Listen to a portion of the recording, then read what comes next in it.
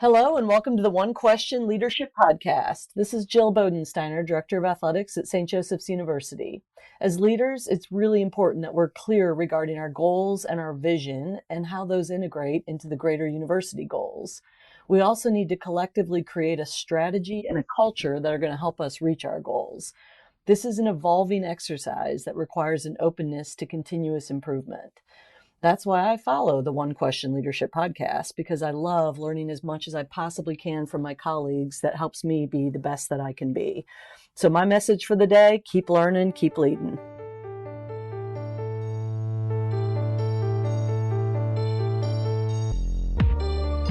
Greetings, this is Ty Brown and welcome to the One Question Leadership Podcast, where we highlight executive and organizational leadership. Be sure to follow us on Twitter at 1Q Leadership. Our guest today is Sean Frazier. Sean is the Associate Vice President and Director of Athletics at Northern Illinois University. Greetings, Sean. Thanks a lot, my friend. I appreciate it. Thanks a lot for having me. Yes, sir. Now, 7th year in the chair, right? So you're not a new guy in the chair anymore. And even when you were new, you had worked for a couple veterans in the profession, and you had some time in the chair at other divisions. So you're pretty experienced in terms of leading athletics departments. But I'll tell you this.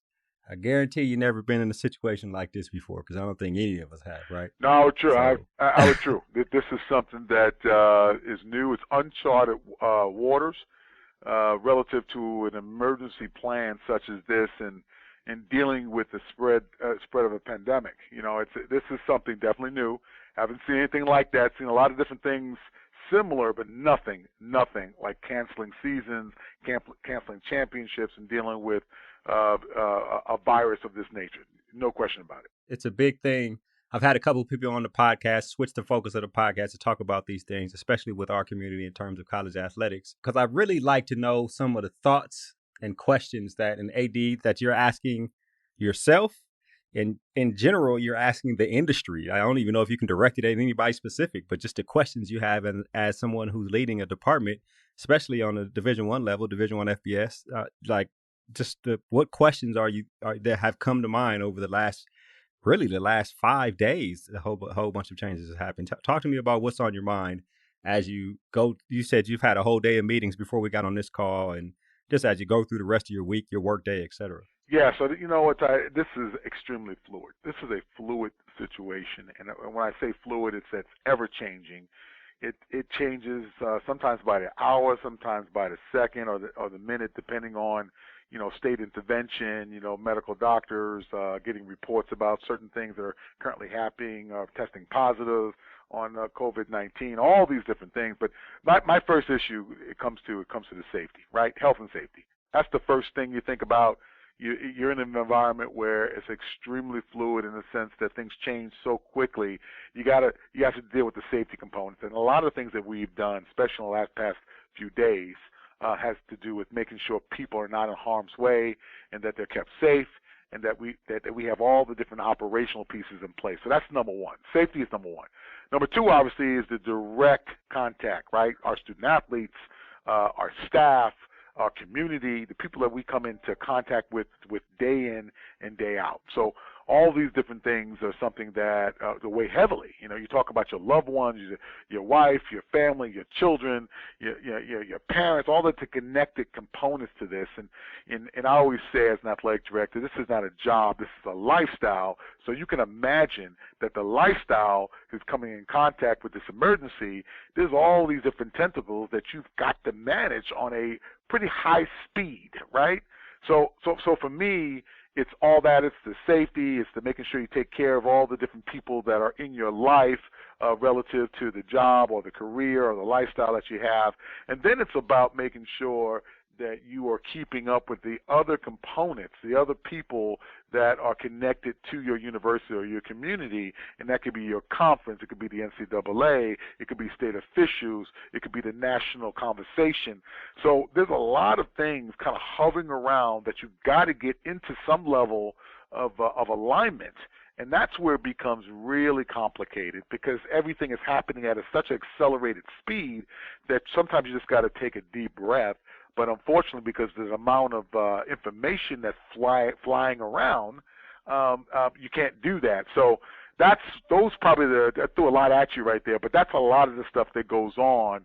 At least hits me straight in my head. Right. Yeah. Well, the first thing you said was the health and well-being of obviously the student athletes, the people you work with, your own families, their families, et cetera. And that's, I think, the nature of much of what we saw at the end of last week in terms of cancellations and in terms of really just now people going online or however the schools, each individual school or state is handling that.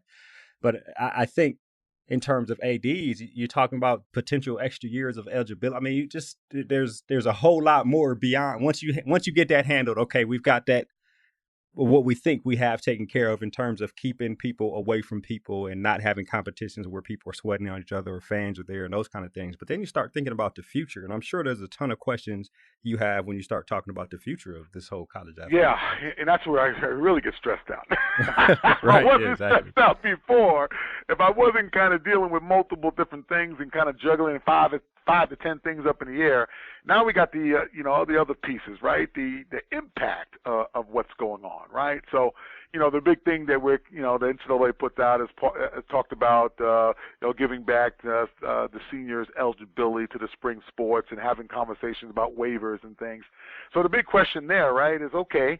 I'm the first one in line, right? I've gone out there publicly to say this is the right way to go. I applaud the NCAA for consideration, and then they're putting together working groups and other things to try to figure out all the different things like the caps and the scholarship issues and all the other things that have to go into when you make an adjustment like that. But here's the deal: who's paying for that, right? So is that going to be a combination of NCAA going to be paying for those extra years? Is that an institutional issue? Is that going to be permissive legislation? Is that going to be another thing, looking at, okay, you can do that, but financially this is the issue? There's no question in any of our minds that that's the right thing to do. Anyone that lost eligibility because of this tragedy, this devastation called COVID-19, yes, they should be having the opportunity to continue that or to have that back. But how do we then operationalize that financially, NCAA-wise, and making sure that we preserve the collegiate model for the NCAA? No question.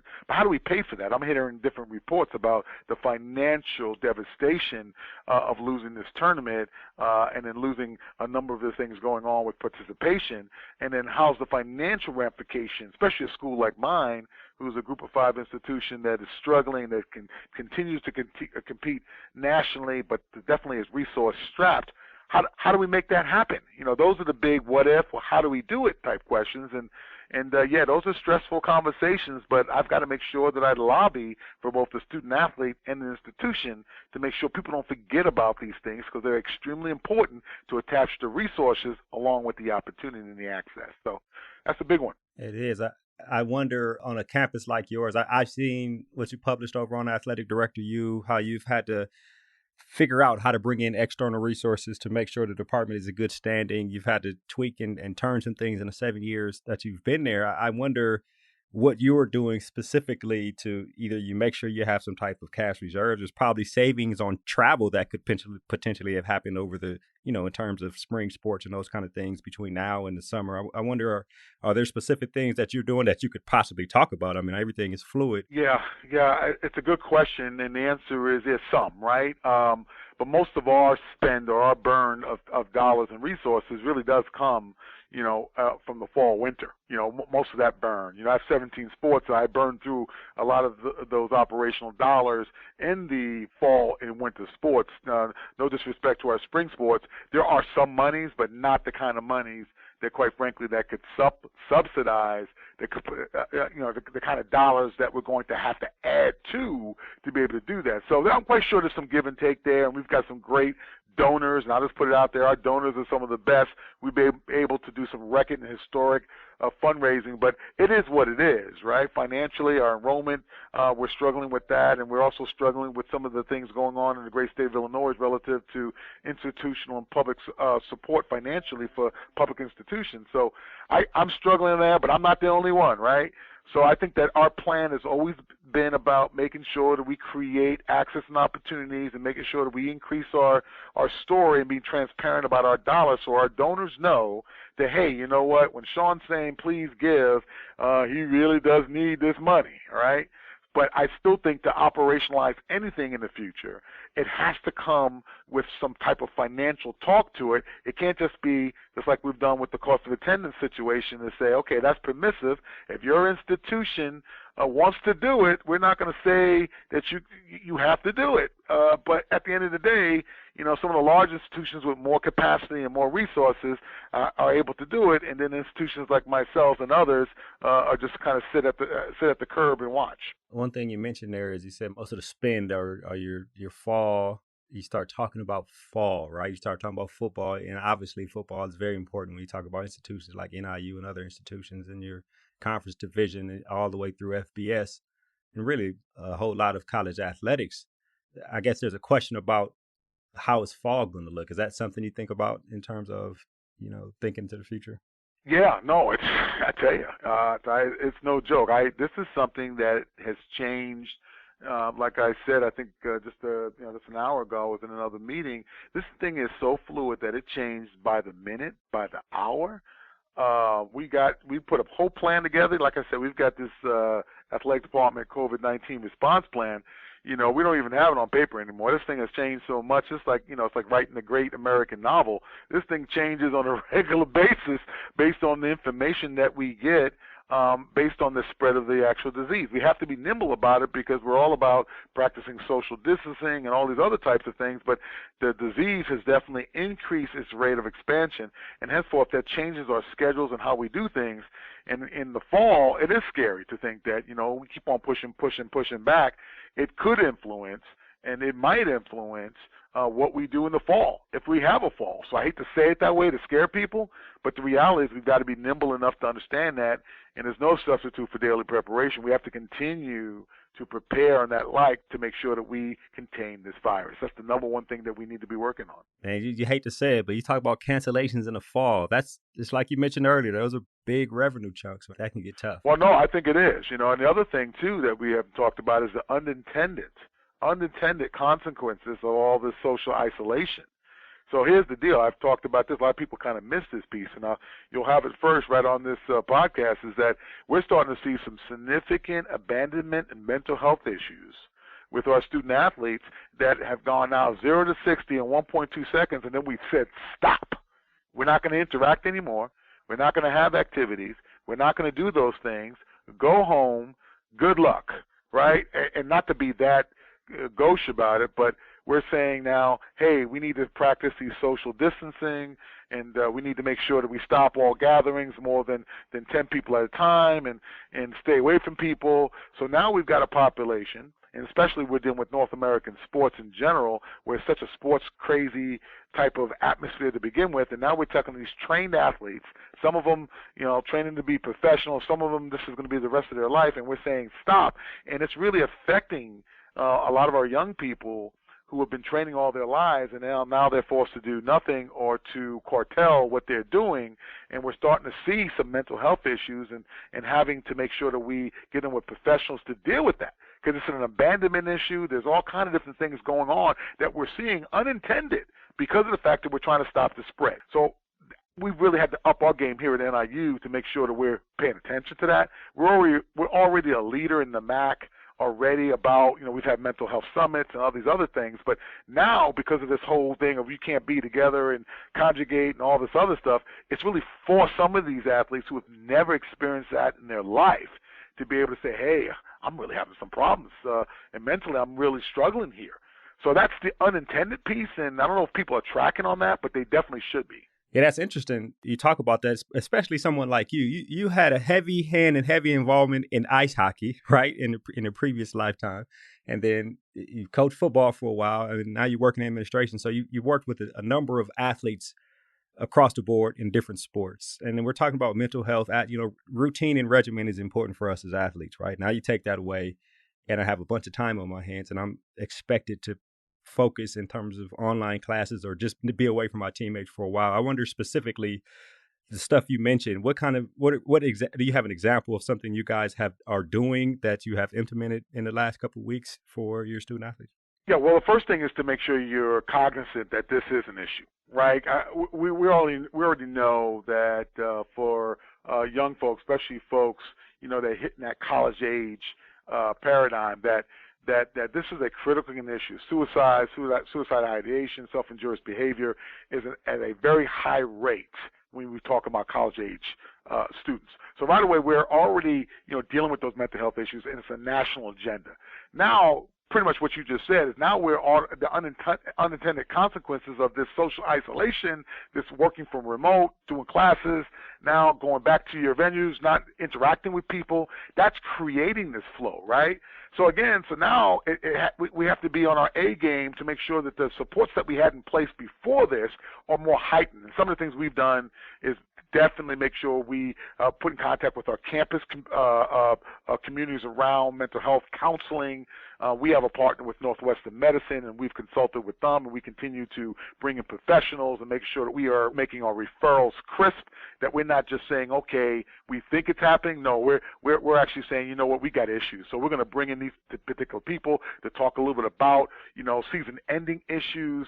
What does this mean to you? So that ongoing programming, which is very difficult because we're open here at NIU, but we're encouraging folks to be off campus or to go home to observe this whole issue of social distancing and everything else.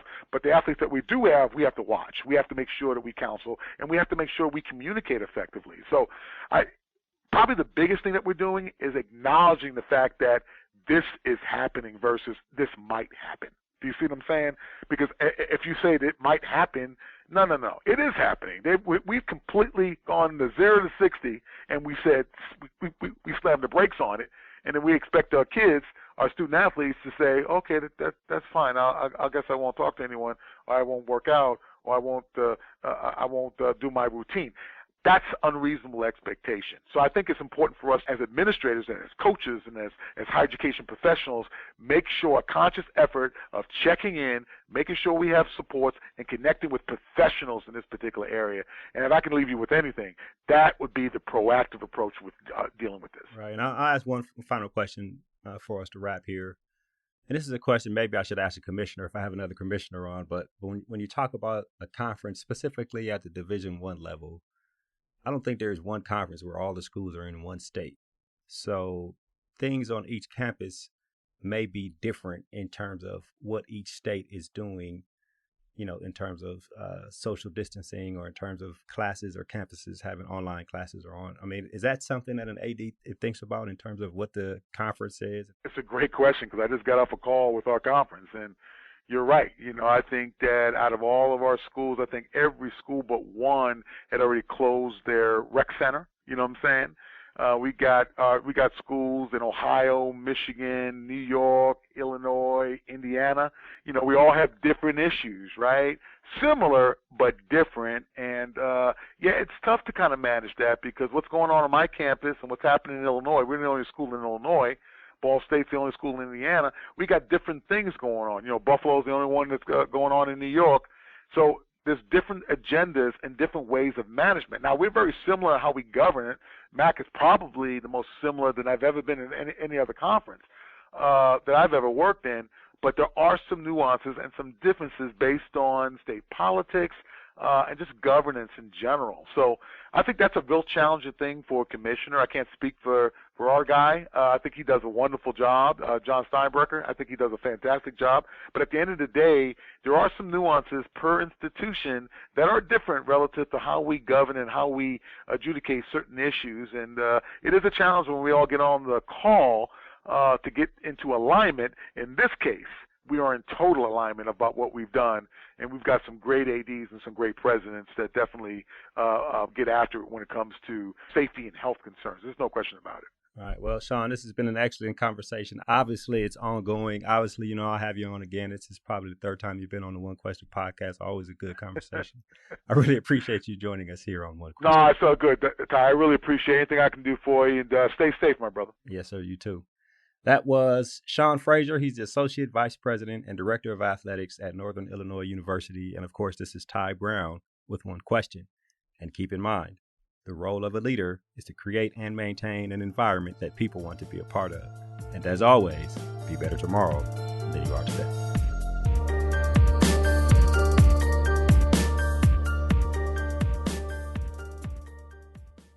This episode of the One Question Leadership Podcast is produced by Spades Media Group, solving problems using creative leadership.